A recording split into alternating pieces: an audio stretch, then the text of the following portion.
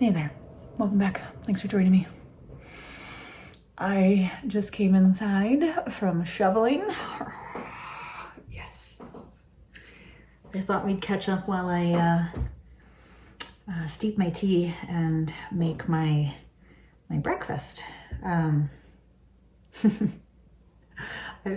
imagine my neighbors must think I am so strange because I get so excited, first of all, when it snows. I love the snow.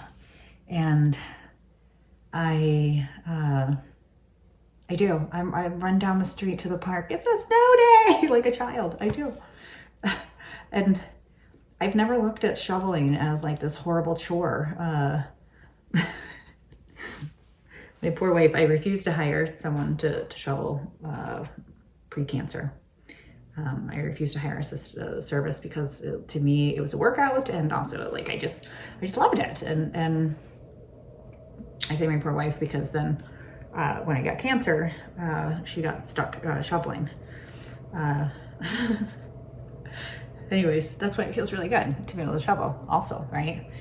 So days when I get to shovel, I drop my earbuds in and I run outside and I'm dancing while I'm shoveling, and it's amazing. It has definitely exhausted me today though. It's been a rough week, and it's my first day up and feeling pretty here. And I think I celebrated a little too much. But anyways, I just wanted to share with you the story of I don't know, again, thinking about the elasticity of our mind, right? Thinking about shoveling as a prime example. Hey, it doesn't seem like a big deal, but like every little thing, every day is precious. They say that, but every little thing. So instead of looking at snow shoveling as like this horrible chore, I just turned it into something fun, and now it's really exciting. I mean, it's all about your approach, right? And I'm just marveling at the trauma that your mind goes through with cancer, and how you deal with it, and how you compartmentalize things, and how you disassociate from things, and to be able to just keep going to get through the craziness of it all, right? Like this morning, I had a situation. Sorry, adding a little cinnamon to my breakfast. There we go. This morning, I woke up, and you know how I struggle finding words? I don't like to think of it as like not being able to remember anymore. I think of it as like being in the dark and like trying to search for words, right? And because that's, I use visual techniques, and that's just what I see in my mind, is me like opening a door and stepping into darkness and being like, what are you? Now, my wife and I, we've turned it into a great, pantomiming, miming situation, guessing game. She's so wonderful to me to help me to deal with that anxiety of not being able to communicate. And I panicked when it first started happening, but then I just thought, what's it matter? I'm just talking to myself all day anyways, right? So if I can't find a word, what else? Oh. But this morning, I was laying in bed, doing my morning, read a little book, stare at the ceiling, slowly waking up, and I was staring at my dog, and I could not remember her name. I couldn't, see, it's not that I couldn't remember her name, I couldn't find her name. And so again, that vision comes up of me standing in this darkness and trying to find the word. And this time it just came with anxiety and panic, because it was a long time that I couldn't find it. And I got so scared. scared. I'm thinking, like, is it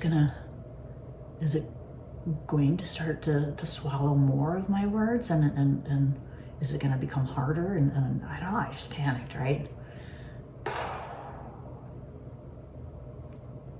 Well, of course I worked through it, and that was part of putting on my onesie and my earbuds and going outside and shoveling to change my mind, and that's what we do, right? That's what we do, is we constantly are faced with trauma that we either sit in or we have to somehow make reasonable for our mind to process. Right, crushing some walnuts. So this weekend, I had the most amazing weekend. I have the same friends that I went to Michigan with my wife to celebrate her birthday, right? They're wonderful friends. They're in our bubble, and we do weekly hangouts together. And it's so wonderful. They're literally the only humans at this time that I see maskless and just hang out with because we're in each other's bubble. So it's very precious, right? And my friend asked, hey, this weekend when we hang out, could we cook cassoulet together? He's a big hunter and is really appreciative of quality meat and blah blah blah. I was like, you know what? Yes, I have not cooked a cassoulet, and if you don't know what a cassoulet is, it's a classic French dish. It's supposed to be a peasant dish, and people try to make it super fancy and spend a lot of time like making it fancy, which I don't think is necessary. The French really do it well. Anyways, it's basically like salted pork fat, duck fat, sausages, chicken if you'd like, beans. His wife is Jewish, so we decided let's make 2 cassoulets because we're going to take the whole day to hang out, play games, chat, watch movies, whatever, and we will cook cassoulet while we're doing this, and we'll make 2. We'll make a non-pork one and a pork one, and we'll do a taste thing, and it'll just be fun, and and it was so amazing. It gave me an opportunity. There's only a few stores in Chicago that I feel safe going into.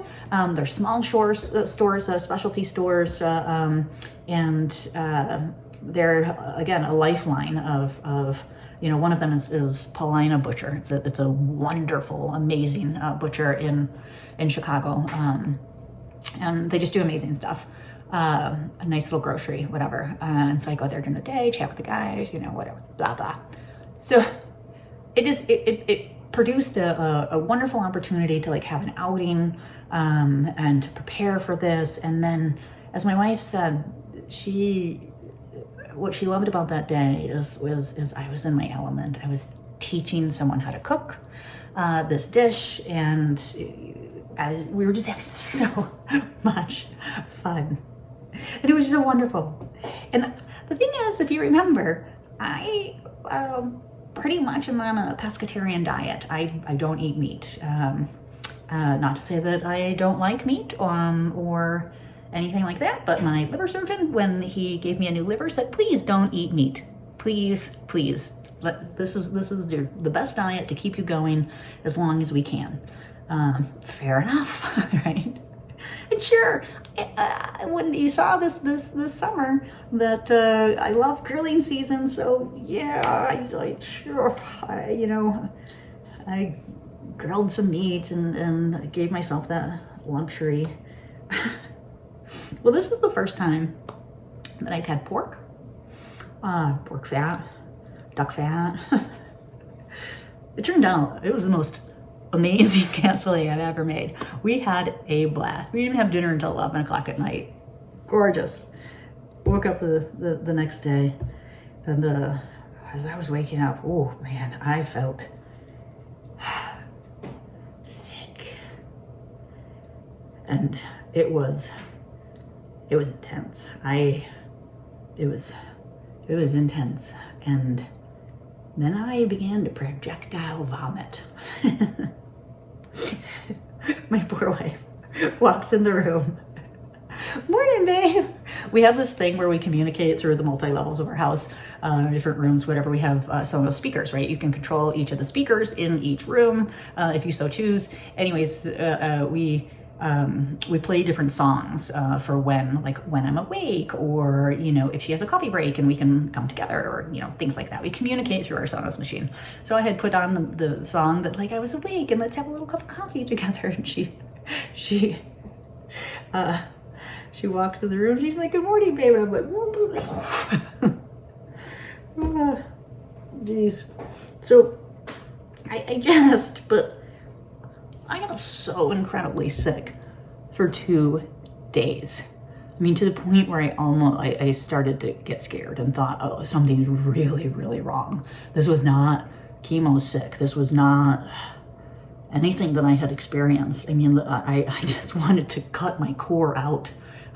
It was so, wow. And slowly the vomiting stopped, and then it went into, but as at the end of the vomiting, I was vomiting yellow bile. It was gross, and it moved into coming out my ass, and that was scary too, because it was yellow, and yeah, you know, so thankfully it subsides before I decide to pull the trigger and go to the hospital or whatever. But geez, and I thought, what the, you know, it was just a chemo week, so maybe it was lingering, maybe the radiation's still working, and that, you know, because it is still working. I mean, they said it's still in there. Great, yay. So on the second day, my wife and I are grafting, hanging out, whatever. And I laugh because this is just, again, the elasticity of our mind. So all of a sudden my wife looks up and she says to me, babe, you don't have a gallbladder anymore. And I just looked at her and I was like, what? Oh.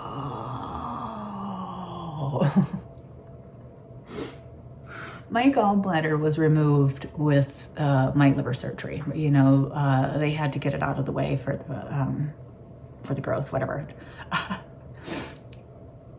This happened 2 years ago. When it happened, I was explained what that means with a gallbladder, and that this, you know, could impact. I had to be careful about what I ate because it could potentially impact blah blah blah. The thing is it never impacted me because I was already on a pescatarian vegetable diet. So for 2 years, it's never had an impact on me. So I forgot. There's so much trauma in that first year of cancer. So, like 7 surgeries, a bazillion rounds of chemo. It's just sitting in the fact that I was dying. And at that time, we weren't sure. It was week by week. There's so much that I forgot that I don't have a gallbladder. And let me tell you, for those that have had their gallbladder removed and they continually get sick and don't understand to adjust their diet, I feel so horrible for anyone. Like, wow, I have never felt like this. This was, whew. Needless to say, coming out of that, all right, I remember I don't have a gallbladder. Gone back to my very strict vegetable pescatarian diet. Hence why I am thoughtfully adding cinnamon and walnuts and akasha, whatever you call it, powder, and this special honey to my breakfast, accompanied with green tea. Because I forgot I didn't have a gallbladder and I made myself sick. I just find that amazing that, again, there's just so much trauma, and you just have to choose what you're gonna focus on, what you're gonna retain, and I guess what you're just gonna put aside and be like, okay. Our minds are amazing. Well, I hope mine keeps working for a while. Well, really to the end, I hope. Oh. All right, I just had to share that with you because I just this morning was just thinking about this constant roller coaster of trauma. Let's try to turn it around. Trauma. Let's try to turn it around. You know, like being told that you have a 2.5 centimeter lesion on your heart next to your air pathway, and if we decide to do this treatment, that it's totally up to you, your decision. You decide if we're going to move forward. But I won't be able to breathe. Okay, let's just do it. Trauma set aside.